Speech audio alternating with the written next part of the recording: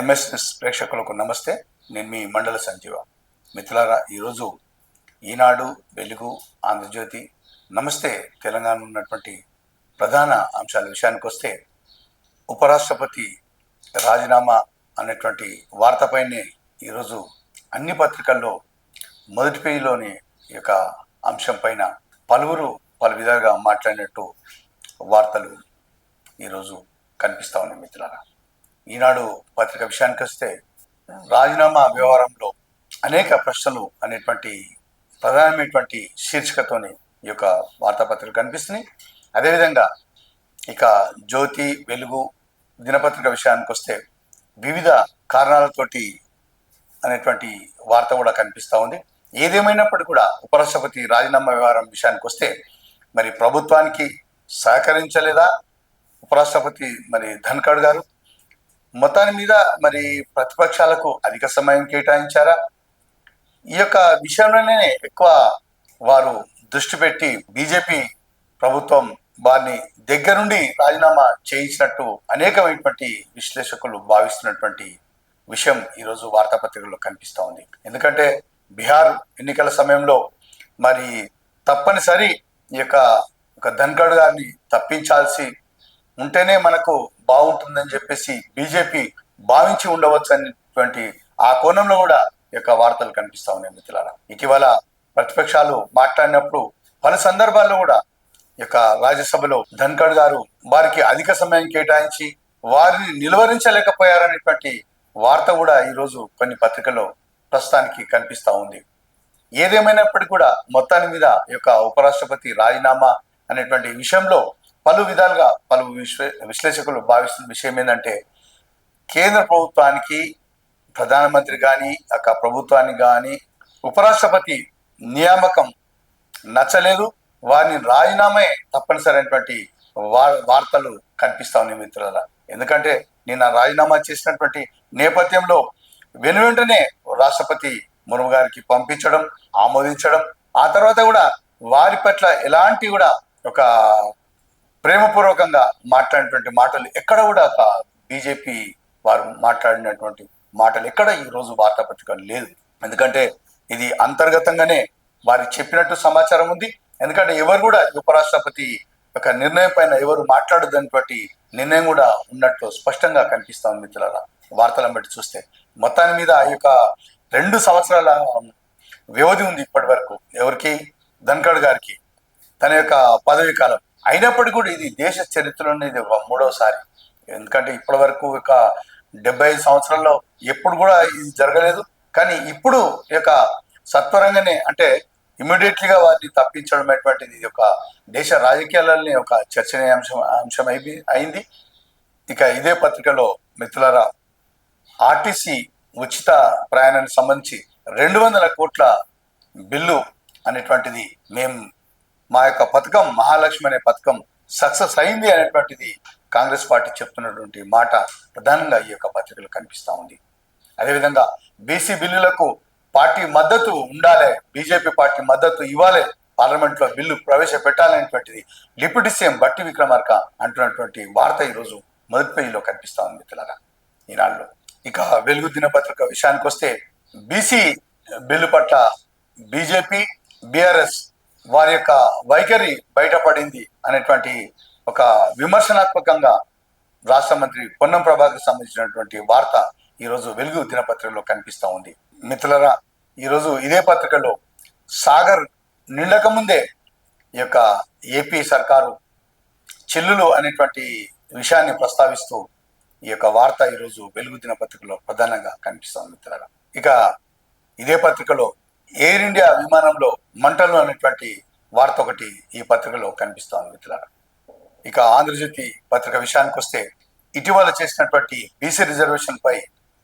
రాష్ట్ర ప్రభుత్వానికి అధికారం ఉందా అనేటువంటి ఒక ప్రధానమైనటువంటి శీర్షికతోని ఆంధ్రజ్యోతి పత్రికలో ప్రధానంగా కనిపిస్తూ ఉంది. బీసీ రిజర్వేషన్ సంబంధించి ఇటీవల ఆర్డినెన్స్ చేయడం, అసెంబ్లీలో తీర్మానం చేయడం, ఇవన్నీ తతంగాలు అయిన తర్వాత ఈ యొక్క ఆర్డినెన్స్ ఏమైనా కార్యరూపం దాలుస్తుందా అనేటువంటి విషయాన్ని ప్రస్తావిస్తూ ఈ పత్రికలో ప్రధానమైనటువంటి వార్త ఈరోజు ఉంది. ఇటీవల రాష్ట్రంలో జరుగుతున్నటువంటి ఆ పార్టీలో జరుగుతున్నటువంటి ఈటల, బండి సంజయ్, బీసీ రిజర్వేషన్ తదితర అంశాలకు సంబంధించి కేంద్ర మంత్రి నడ్డాను కలిసినటువంటి బీజేపీ చీఫ్ రామచంద్రరావు అనేటువంటి వార్త ఈ పత్రికలో, ఆంధ్రజ్యోతి పత్రికలో ప్రధానంగా కనిపిస్తోంది మిత్రులారా.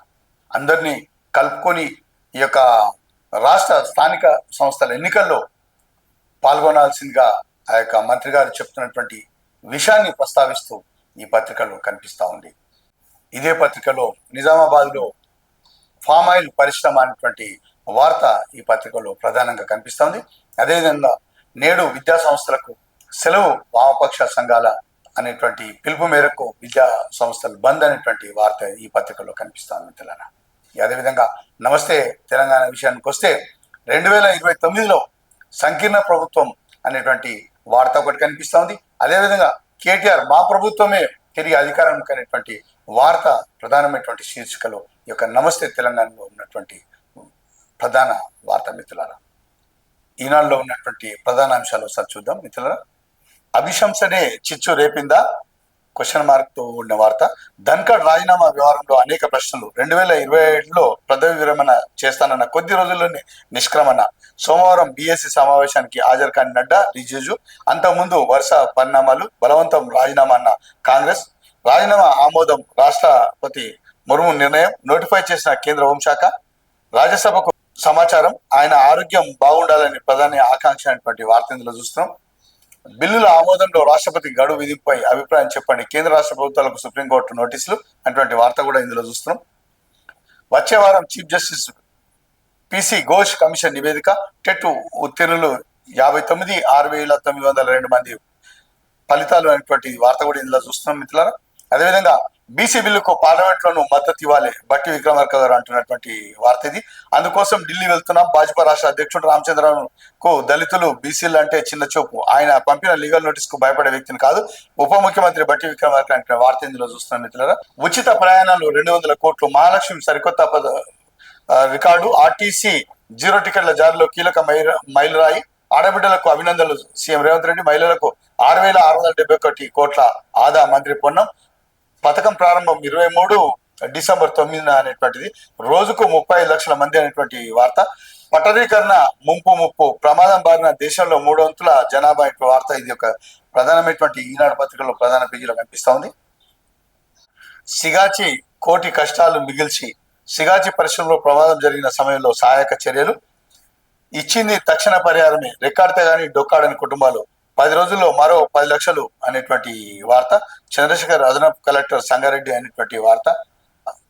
పటాన్చెరు పారిశ్రామిక వాడలో ఈ యొక్క సిగాచి పరిశ్రమలో రియాక్టర్ పేలిందనేటువంటి కారణంతో సుమారు 50 మంది చనిపోయినటువంటి విషయం మీకు అందరికీ తెలిసిందే. సీఎం కానీ ఇక రాష్ట్ర మంత్రివర్గం 1 కోటి రూపాయలు ఇచ్చి మేము బాదుకుంటాం వారితో అని చెప్పేసి మాట చెప్పడం జరిగింది. మరి ఇప్పటి వరకు మిత్రులారా కేవలం వారికి చెందింది 10 లక్షల రూపాయలే. మరి ఎక్కడి నుంచో వాళ్ళు ఉత్తరప్రదేశ్, ఛత్తీస్గఢ్, బీహార్ తదితర దూర ప్రాంతాల నుంచి కోటి కోసం వచ్చి మరి ప్రాణాలు కోల్పోయి చివరికి వారి డెడ్ బాడీ కూడా ఒక 10 మంది శవాలు అయితే దొరకలేదు. అసలు ఎక్కడ ఏమయ్యారో కూడా పాపం ఫోటోలతోని వారు యొక్క అంత్యక్రియలు చేయాల్సినటువంటి దుర్భరమైనటువంటి పరిస్థితి యొక్క సిగాచి పరిశ్రమలో జరిగింది. మరి కనీసం వారికి కేటాయించినటువంటి వారికి ఏదైతే హామీ ఇచ్చారో రాష్ట్ర ప్రభుత్వం 1 కోటి రూపాయలు, అవి ఎంత తొందరగా ఇస్తే అది అంత మంచిగా ఉంటుంది. మరి కుటుంబాలకు ఒక చేయుతలు ఇచ్చిన వారం అవుతాం. కేవలం ఒక ప్రకటనల వరకే కాకుండా అమల్లో కూడా ఉండాలనేటువంటిది. వారు ఎంతో మంది పాపం తిరుగుతూ ఉన్నారు.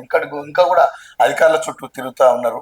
మరి వారికి యొక్క జాప్యం లేకుండా వారి చివరికి ప్రాణమే పోయింది ఈ పరిశ్రమలో చేసి కనీసమైన యొక్క సహాయం త్వరగా అందేలా అధికారులు చర్యలు తీసుకోవాలని చెప్పేసి ఈ సందర్భంగా తెలియజేస్తాను.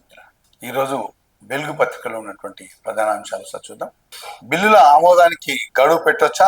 కేంద్ర రాష్ట్ర ప్రభుత్వాలకు సుప్రీం నోటీసులు. వారంలోగా అభిప్రాయమైనటువంటి వార్త. క్వశ్చన్ మార్క్ తో ఉన్నటువంటి వార్త ఇందులో కనిపిస్తుంది. సాగర్ నిండక ముందే శ్రీశైలం కు చిల్లు. వచ్చిన వరద వచ్చినట్లే సీమకు తరలిస్తున్న ఏపీ. పోతిరెడ్డిపాడు ద్వారా రాయలసీమకు ఇప్పటికే 50 టీఎంసీల పైగా తరలింపనేటువంటి వార్త. శ్రీశైలం ప్రస్తుత పరిస్థితి ఇలా. 215.8 టీఎంసీలు. ప్రస్తుత నిల్వ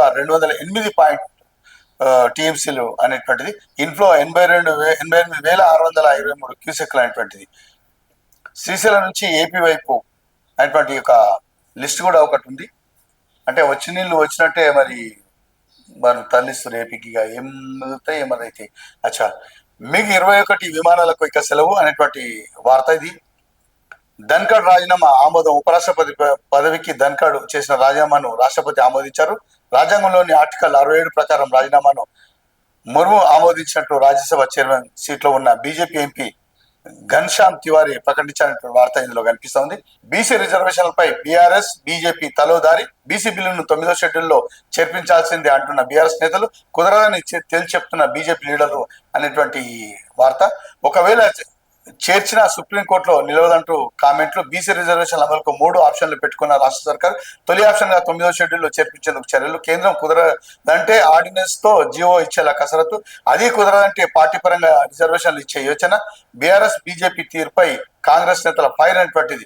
ఎక్కడికక్కడ వాళ్ళు ఇటు ముఖం పెట్టిరు, వీళ్ళు ఇటు ముఖం పెట్టిరు అనేటువంటి ఇక బీజేపీ నిజ స్వరూపం బయటపడింది. పొన్నం ప్రభాకర్ అంటున్నటువంటి మాట ఈ యొక్క బీసీ రిజర్వేషన్ పైన. మిత్రులారా, ఏదేమైనప్పటికీ కూడా కాంగ్రెస్ పార్టీ మాత్రం ఒక ఆర్డినెన్స్ తేవడం, అసెంబ్లీలో బిల్లు పెట్టడం ఒక పక్క, మా మటుకు మేము ఓకే. ఇక ఇది కుదరదు, ఇది సాధ్యం కాదు, సాధ్యాసాధ్యాలు చర్చించకుండానే ఆర్డినెన్స్ జారీ చేశారు, ఇది 9వ షెడ్యూల్లో పెట్టడం అసాధ్యమైనటువంటిది బీజేపీ వారు ప్రకటించడం. ఇక బీఆర్ఎస్ మాత్రం కాంగ్రెస్ పార్టీ మేము చెప్తలేదా ఎప్పటి నుంచో మోసం చేస్తుందని చెప్పేసి వాళ్ళు ఒక ధోరణితో వాళ్ళు ఈ యొక్క అవకాశంగా వారు మాట్లాడుతూ, అంటే రాష్ట్ర ప్రభుత్వం మీద కేంద్ర ప్రభుత్వం మాది ఏవి రెండు కావు మాయి, వాళ్ళు అదే విధంగా వివరిస్తారు. అంటే వాళ్ళు నిర్ణయం చెప్పకుండా ఈ విధంగా. అయితే చాలా మంది విశ్లేషకులు మాట్లాడుతున్నటువంటి మాట ఏంటంటే మిత్రులారా, రాష్ట్ర ప్రభుత్వం ఒక అఖిలపక్ష సమావేశం ఏర్పాటు చేసి మరి బీజేపీ నాయకులను, ఇక్కడ బీఆర్ఎస్ వాళ్ళను, ఇక్కడ కాంగ్రెస్ పార్టీ అధికారంలో ఉంది కాబట్టి ఈ 3 పార్టీలు కేంద్ర ప్రభుత్వంలో ఆల్రెడీ నడుస్తూనే ఉన్నాయి, పార్లమెంట్ సెషన్స్ నడుస్తూనే ఉన్నాయి. ఈ 3 పార్టీలు మరి కేంద్ర ప్రభుత్వం దృష్టికి పోయి ఒక సంయుక్తంగా అఖిలపక్షంతో పోయి మరి వారిపైన ఒత్తిడి చేస్తే ఫలితాలు వేరే ఉంటాయి కదా. ఈ విధంగా ఎవరు పడితే వాళ్ళు ఇక్కడనే రాష్ట్రంలోనే ప్రకటనలు ఇచ్చుకుంటా వారి పైన వీరి పైన వారు, ఫలితం ఏముంటుంది అట్లా? ఎటు తిరిగి మొత్తానికి మీద బీసీలది మేమైతే సిద్ధంగానే ఉన్నాం, మేము ఓకే ఈ విధంగా కాకుండా మరి ముందడుగు దిశగా ప్రయత్నం చేస్తే బాగుంటుంది. కానీ మరి ఈ విధంగా చేయకుండా ఎవరు పడితే వారు మాట్లాడడం ఇది కరెక్ట్ కాదు. మరి రాష్ట్ర ప్రభుత్వం కూడా ఆలోచన చేయాలి. చిత్తశుద్ధి కనుక నిజంగానే ఉంటే ఈ యొక్క అఖిలపక్షం ఏర్పాటు చేసి కేంద్ర ప్రభుత్వంపై ఒత్తిడి తెచ్చి 9వ షెడ్యూల్లో చేరిస్తేనే కానీ ఈ యొక్క బీసీ రిజర్వేషన్ ప్రక్రియ అమలవుతుంది అనేటువంటి విషయం స్పష్టం చేస్తూ విశ్లేషకుల నుంచి ప్రధానంగా వస్తున్నటువంటి మాట మిత్రులారా. మరి ఎంతవరకు కాంగ్రెస్ పార్టీ ఈ యొక్క విషయం పైన మరి నిలబడతారు, మరి నిజమైనటువంటిది ఏముందనేటువంటి విషయం రాష్ట్ర ప్రభుత్వం అందరూ, రాష్ట్ర ప్రజలందరూ కూడా గమనిస్తారు. మరి పార్టీ ఏం చేస్తుంది, ఏం చెప్తుంది, ఏం చేస్తుంది, ఏ వైపు అడుగులు వేస్తున్నటువంటి విషయం క్షుణ్ణంగా పరిశీలిస్తారు. మరి ఈ యొక్క ఫలితాలు మాత్రం నిజంగా ఒక బీసీల పట్ల ఒక విధమైనటువంటి సానుకూలత ఉంటే మాత్రం తప్పకుండా ఈ యొక్క అఖిలపక్షం ఏర్పాటు చేసి ఢిల్లీ ప్రభుత్వం పైన ఒత్తిడి చేయాల్సిందనేటువంటి విషయం ప్రస్తావిస్తుంది మిత్రులారా. ఫుడ్ పై మానిటరింగ్ కమిటీలు మండల స్థాయిలో ఏర్పాటు అనేటువంటిది ఒకటి. ఈ ఫుడ్ విషయంలో వార్త. సినిమా షూటింగ్ ఉంది, విచారణకు రాలేను. ఈయన బెట్టింగ్ యాప్లకు ప్రకటనలు ఇస్తారు, మళ్ళీ ఇష్టం వచ్చినట్టు, అంటే వాళ్ళకి సమయం లేదట. అంటే బెట్టింగ్ యాప్లకి ఏమో సమయం ఉంటుంది, హీరోలకు లక్షల కోట్లు వస్తాయి, ఇంట్లో పైసలు వస్తాయి, అడవులు ఆడుతారు కదా ప్రశ్నలు. ఇట్లా ఉంది. ఆర్టీసీలో 200 కోట్లు ఫ్రీ టికెట్స్ అనేటువంటి వార్త. ఇక పేపర్ 1లో 61%, పేపర్ 2లో 34% టెట్ ఫలితాలు ఇవి క్వాలిఫైకి సంబంధించింది. రష్యా ఆయిల్ కొంటే మీ ఆర్థిక వ్యవస్థ కూలగొడతాం, ఇదొకటి వార్త. ఎయిర్ ఇండియా విమానంలో మంటలు అనేటువంటి ఢిల్లీ ఎయిర్పోర్ట్ లో ల్యాండ్ అయ్యాక ఘటన అనేటువంటి ఇది ఒక విమానం సంబంధించినటువంటి వార్త ఇది. ఇవి మరి వెలుగులో ఉన్నటువంటి వార్తలు మిత్రులారా. ఈరోజు ఆంధ్రజ్యోతి పత్రికలో ఉన్నటువంటి ప్రధాన అంశాలు సార్ చూద్దాం. భారత్ పై జలఖడ్గం, బ్రహ్మపుత్ర పై చైనా భారీ డ్యామ్ అనేటువంటి ఒక వార్త కూడా చూస్తున్నాం. సరిహద్దు సమస్య కన్నా తీవ్రమైనది డ్యామ్ నిర్మాణ ప్రాంతం అనేటువంటి వార్త. ఇది బ్రహ్మపుత్ర నదిది, అంటే టిబెట్ చైనా బార్డర్లో ఉంది ఇది. రాజీనామాకు కారణాలేమిటి, ధన్ఖడ్ ఆకస్మిక నిర్ణయంపై భిన్న విశ్లేషకులు అనేటువంటి ధన్ఖడ్ రాజీనామాకు రాష్ట్రపతి ఆమోదమైనటువంటి వార్త. కొత్త ఉపరాష్ట్రపతి ఎవరు, తెరపైకి నితీష్, హరివంశ్, నడ్డా, ధరూర్ పేర్లు అనేటువంటి వార్త ఇందులో కనిపిస్తోంది. అదేవిధంగా రాష్ట్ర ప్రభుత్వానికి ఆ అధికారం ఉందా, ఆర్డినెన్స్ న్యాయపరంగా నిలుస్తుంది, బీసీ రిజర్వేషన్ సంబంధించినటువంటి వార్త ఇది. ఇక ట్యాంక్ బండ్ పై దాశరథి విగ్రహం ఏర్పాటు కోసం కసరత్తు ప్రారంభమైనటువంటి వార్త ఇందులో కనిపిస్తా ఉంది. నేడు ఢిల్లీకి సీఎం రేవంత్, మరి బీసీ దాని మీదనే పోతురట, మరి చూద్దాం. మహాలక్ష్మి మరో మైలురాయి అయినటువంటి ఆర్టిస్ట్ సంబంధించిన వార్త.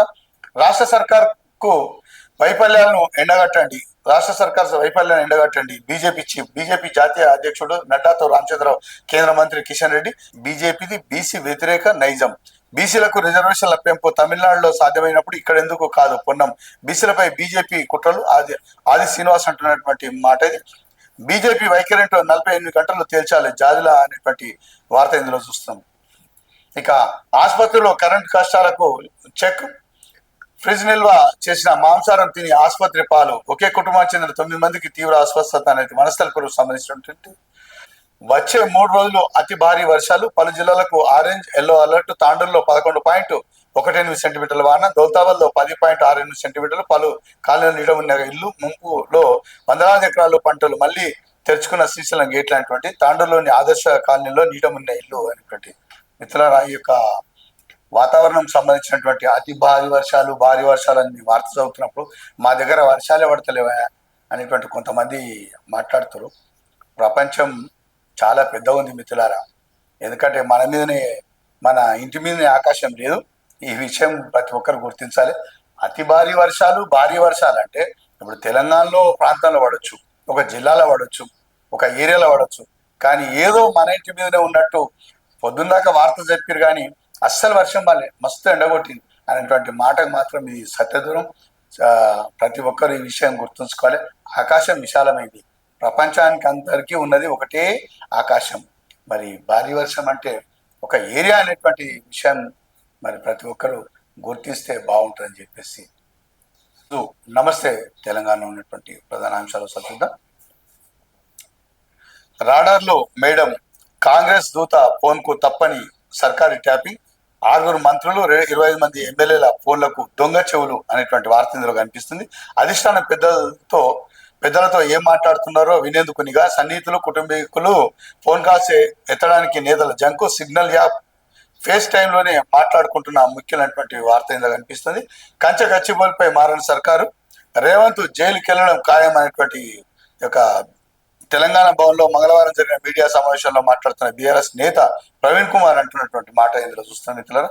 అదేవిధంగా గిఫ్ట్ ఏ స్మైల్ కార్యక్రమంలో భాగంలో మంగళవారం తెలంగాణ భవన్ లోని కేటీఆర్ కిట్లను అందజేసిన సందర్భంగా ఓ పసిపాపతో కేటీఆర్ అనేటువంటి వార్త చూస్తున్నాం, ఫోటోతో ఉన్న వార్త. 2029లో వచ్చేది సంకీర్ణ సర్కార్ అనేటువంటి క్వశ్చన్ అఫస్ట్ ఆఫ్ కామతో ఇందులో ఒక వార్త కనిపిస్తుంది. బీసీలకు మోసమే కాంగ్రెస్ నైజం, బలహీన వర్గాలకు సర్కార్ దగా, కేసీఆర్ పథకాలను ఎత్తేసి ధోకా, రిజర్వేషన్ నుంచి కామారెడ్డి డిక్లరేషన్ వరకు వంచన, కేటీఆర్ తలసాని ఇంట్లో బీసీ నేతల భేటీ, కాంగ్రెస్ ప్రభుత్వ వైఖరిపై చర్చ అనేటువంటి వార్త ఇందులో ప్రధానంగా కనిపిస్తుంది మిత్రులారా. అదేవిధంగా కార్పొరేట్లు పిట్ ఇండియా, మోదీ సర్కార్ పై రైతన్నల రణగర్జన, దేశవ్యాప్త నిరసనలకు ఎస్కేఐ పిలుపు, లక్షలాది కంపెనీలకు తాళం, మోదీ హయాంలో మూతపడిన 6.25 లక్షల పైనే అనేటువంటి వార్త ఇందులో కనిపిస్తా ఉంది మిత్రులారా. ఎరువులే ఉంటే పోలీసులు ఎందుకు, దుకాణాల వద్ద పోలీసులను పెట్టాలన్న సీఎం రేవంత్ ఆదేశాలపై వెల్లువెత్తున్న విమర్శలు, యూరియా కొరత లేదు, కృత్రిమ కొరత సృష్టిస్తే కఠిన చర్యలు, మంత్రి వివేక్. అప్పలబాద్తో రైతు ఆత్మహత్య అనేటువంటి ప్రధానమైనటువంటి వార్త ఇది మొదటి పేజీలో ఉంది. ఈరోజు ఈనాడు, వెలుగు, ఆంధ్రజ్యోతి, నమస్తే తెలంగాణ ఉన్నటువంటి వార్తలు మేము ముందు చదివి వినిపించే ప్రయత్నం చేశాం. ఇవి ఈనాటి వార్తలు మిత్రులారా. నమస్తే మిత్రులారా. మా యొక్క ఛానల్ను సబ్స్క్రైబ్ చేయండి, షేర్ చేయండి, లైక్ చేయండి, మరి మరింత ప్రోత్సాహం అందిస్తారని చెప్పేసి ఆశిస్తూ